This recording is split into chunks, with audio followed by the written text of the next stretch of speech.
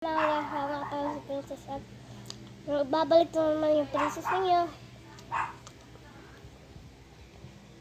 At ngayon lang ako nag-vlog kasi wala eh.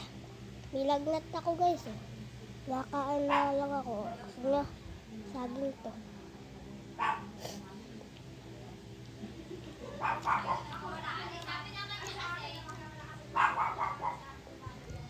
Kwento time na ulit. Tara. Guys, kaya akong hindi nag-vlog. May birthday daw din. Huwag mo na lang pansinin yung birthday na yun. Basta.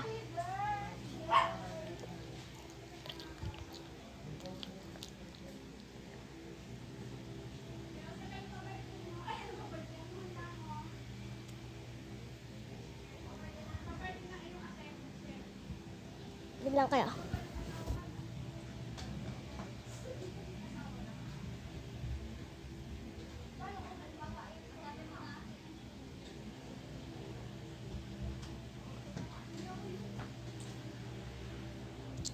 Yan nga pala, nakabalik na ako. Kaya hindi ako nagbablog guys dati.